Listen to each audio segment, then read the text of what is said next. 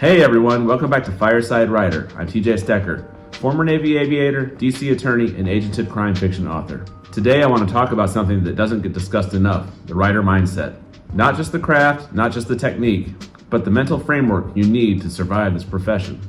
Because writing isn't just about putting words on the page.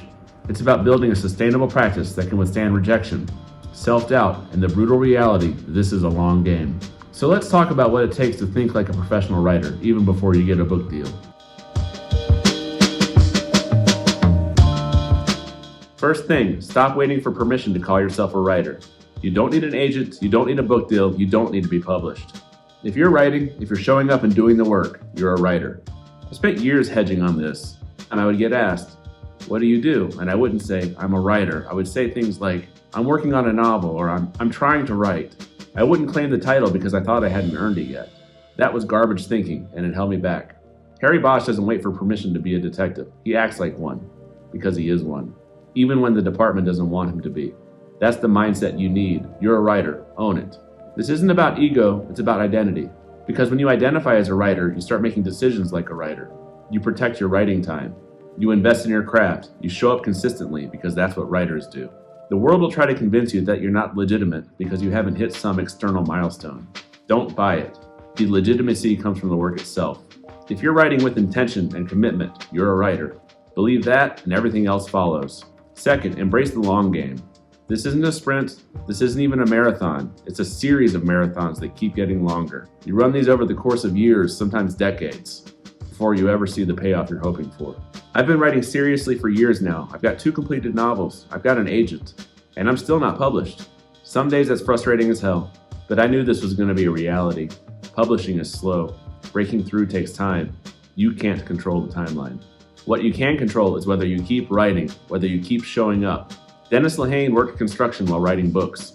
Michael Connelly wrote multiple novels before he sold one. These guys didn't succeed because they were lucky. They succeeded because they refused to stop. You need to build your mental endurance. Understand this process will test you. There will be moments when you question whether any of this is worth it. That's part of the deal. The writers who make it aren't necessarily the most talented. They're the ones that don't quit. Third, separate your worth from your work. I'm not going to pretend this is easy, but you have to detach your self-worth from whether your book gets accepted, whether an agent responds, or whether readers love it. Your work is not you. It's an expression of you, sure, but a rejection of your manuscript is not a rejection of you. An agent passing on your book doesn't mean you're a failure.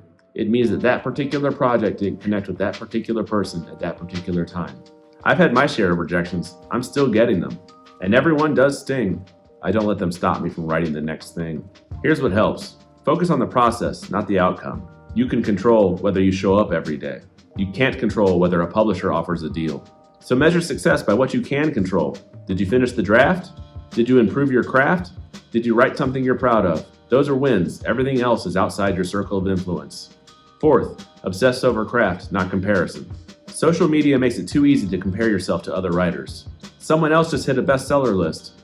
Someone's got a Netflix adaptation in the works. And meanwhile, you're still revising chapter 3. That comparison will kill you.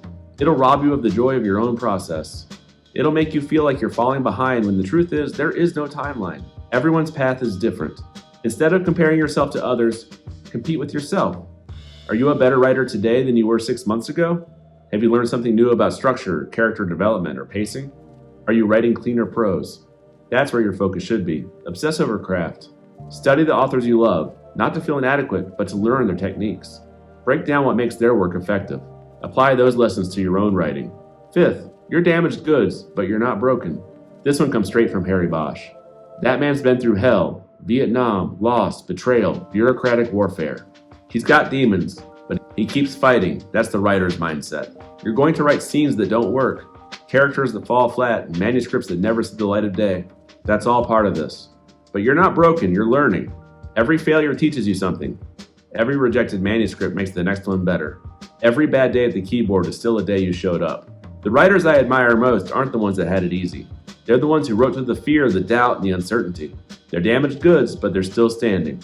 So when you get knocked down, and you will, take a moment to feel it, but then get back up, adjust, learn, and keep writing. Because the alternative is quitting, and quitting is the only way you actually lose. So there you have it, 5 mindsets that will keep you in the game. You're a writer now, not someday. Embrace the long game. Separate your worth from your work. Obsessed over craft, not comparison. And remember, you're damaged goods, but you're not broken. Writing is brutal, it's lonely, it's filled with rejection and self-doubt, but it's also one of the most rewarding things you can do. When you finally nail that scene and the character comes to life, when you type the end on that manuscript, it's magic. You can do this. I'm figuring it out right alongside you. If this resonated with you, hit that like button and subscribe to Fireside Writer.